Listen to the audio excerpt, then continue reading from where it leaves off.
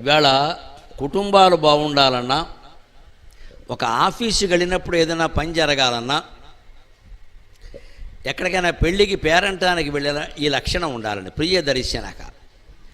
మన మనస్సులో ఏవో దుఃఖాలు ఉండొచ్చు, కానీ ఒక పెళ్ళికి వెళ్ళాం, అక్కడ ఏడుపు మొహం పెట్టి కూర్చోకూడదమ్మా. నవ్వుతూ ఉండ. పెళ్ళికి ఎందుకు వెళ్ళావు? నవ్వడానికి.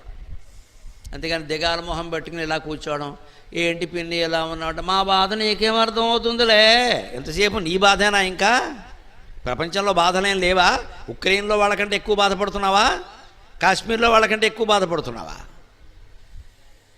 ప్రపంచంలో బోల్డు మంది బాధపడుతున్నారండి. వాళ్ళు అనాథ అయిపోతుంది ఉక్రెయిన్ దేశం. అక్కడ అంతకంటే మనకేం బాధ లేదు కదండి. ఓ పెళ్ళికి వెళ్ళాం, ఓ పేరంటానికి వెళ్ళాం, హాయిగా నవ్వుతూ ఉండాలి. మన లోపల అనేక ఉండొచ్చు, అదే ప్రియదర్శనక. ఆ లోపల ఉన్న దుఃఖాలు వదిలేయమని కాదు అక్కడ. దాని సమయం సందర్భం వచ్చిన ఎవరికి చెప్పాలో వారికి చెప్పు, అవసరమైతే తీర్చుకో. లేదు భరించగలిగితే భరించు. ఆ భరించడం కూడా ఎలాగో రామచంద్రమూర్తి చెప్తారు. కొన్ని కష్టాలు మనం భరించక తప్పదండి, వెంటనే తీరిపోతాయనుకోద్దమ్మా. భరించాలి. ఆ కాలం గడుస్తూ ఉంటే తీరిపోతుంది, అది వెళ్ళిపోతుంది. మనం ఏం చేయక్కల, అదే వెళ్ళిపోతుంది. ఆ కష్టాలను తట్టుకునేటువంటి ధైర్యం ఉండాలి. కష్టాలు ఎప్పుడు ఆర్టీసీ బస్సులు లాంటివి. ఆర్టీసీ బస్సులు చూడండి, మీరు నిడదవోలు వెళ్ళాలనుకోండి, వస్తే ఓసారి 6 బస్సులు వస్తాయి, లేకపోతే సాయంత్రం వరకు బస్సు ఉండదు.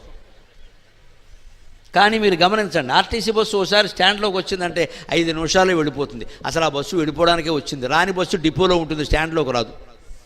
మన జీవితంలో కూడా కష్టం వచ్చింది అంటే 5 నిమిషాల్లోనో 5 రోజుల్లోనో వెళ్ళిపోతుంది. మనం కంగారు పడక్కల తట్టుకోవాలి. ఆ తట్టుకోవడానికే రామభజన. శ్రీరామ జయ రామ జయ జయ రామ, నమశివాయ నమో నారాయణాయ, శ్రీమాత్రే నమః.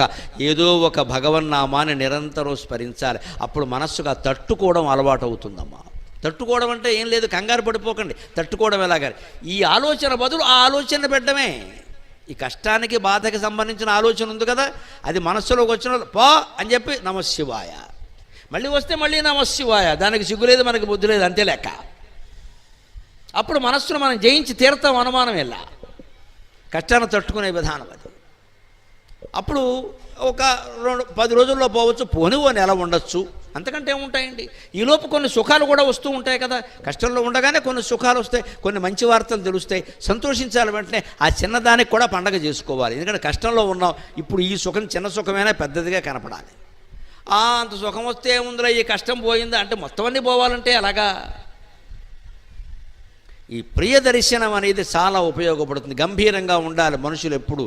ఆడవాళ్ళకి చెప్పడం కాదు, మగవాళ్ళకు కూడా చెప్పాలి ఈ విషయాన్ని. ఇవాళ చాలామంది మగవాళ్ళు కూడా ఏదైనా చిన్న కష్టం రాగానే తల్లడిల్లిపోతున్నారండి. చాలా ఆధునిక ప్రపంచం ఎలా తయారైపోయిందంటే ప్రతిదానికి ఒత్తిడి, ప్రతిదానికి టెన్షన్. నిజానికి కాస్త మీ తల్లిదండ్రులు, మీ తాత ముత్తాతల గురించి వినండి, పెద్దవాళ్ళని అడగండి, వాళ్ళు ఎన్ని తట్టుకున్నారో అసలు. అక్కడ ఎన్ని తట్టుకుంటే ఇంత వాళ్ళు అయ్యారు. ఆ తట్టుకోవడం ఉండాలని ఖచ్చితంగా. అప్పుడు మన కష్టాన్ని మన మనసులో దాచేద్దాం. ప్రియదర్శనగా హాయిగా నవ్వుతూ మాట్లాడదాం. ఎక్కడైనా గవర్నమెంట్ ఆఫీస్కి వెళ్ళాం, లేదు ఎక్కడికైనా పెళ్లి సంబంధానికి వెళ్ళాం, ముందు నవ్వుతూ మాట్లాడాలి. మనం నవ్వుతూ మాట్లాడితే వాళ్ళు జవాబిస్తారు. అందుకే వీళ్ళని చూస్తుంటే ఏమిటో అదో రకంగా ఉందని వాళ్ళ మొహం మీద నువ్వు ముచ్చు మొహం పెడితే సంబంధం ఎక్కడ కుదురుతుందా? ముందు నవ్వాలి కదా. ఇది లౌక్యం.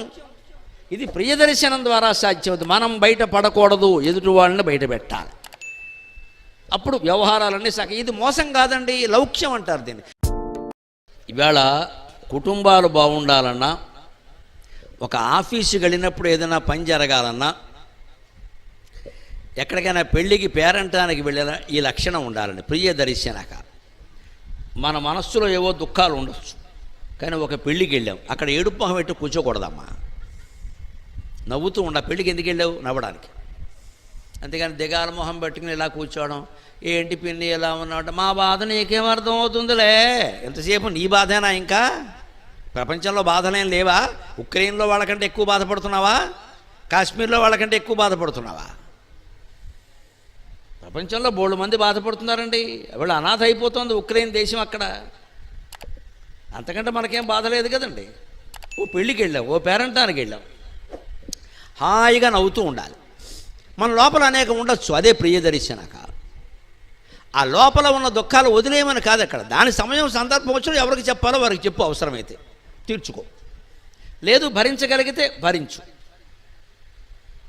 ఆ భరించడం కూడా ఎలాగో రామచంద్రమూర్తి చెబుతారు. కొన్ని కష్టాలు మనం భరించక తప్పదండి, వెంటనే తీరిపోతాయనుకోద్దమ్మా, భరించాలి.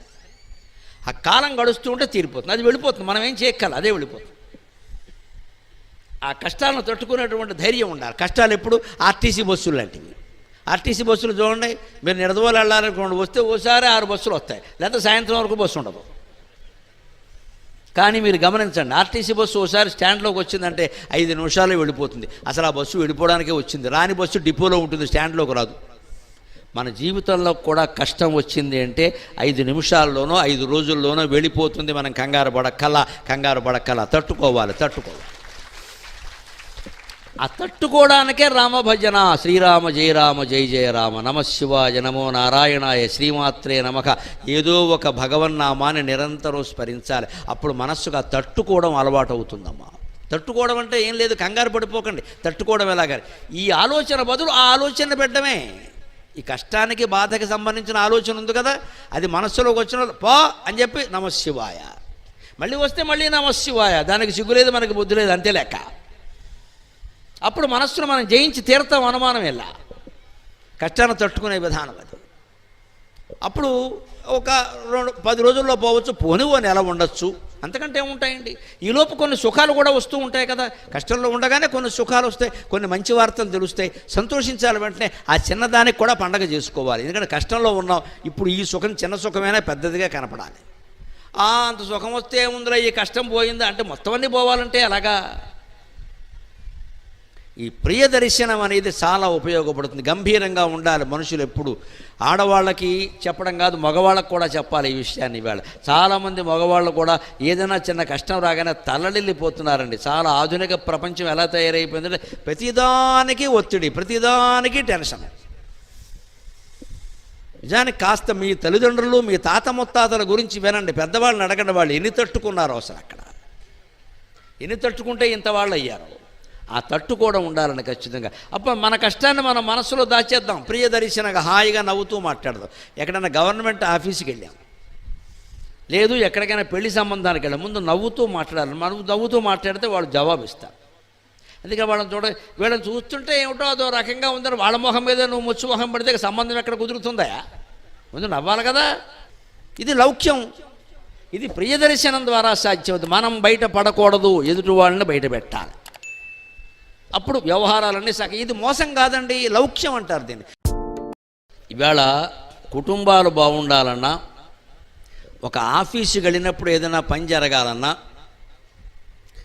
ఎక్కడికైనా పెళ్ళికి పేరంటానికి వెళ్ళినా ఈ లక్షణం ఉండాలండి, ప్రియ దర్శనక.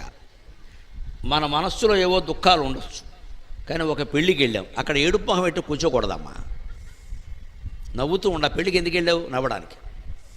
అంతేగాని దిగాల మొహం పెట్టుకుని ఇలా కూర్చోవడం, ఏంటి పిన్ని ఎలా ఉన్నాడు, మా బాధ నీకేం అర్థం అవుతుంది.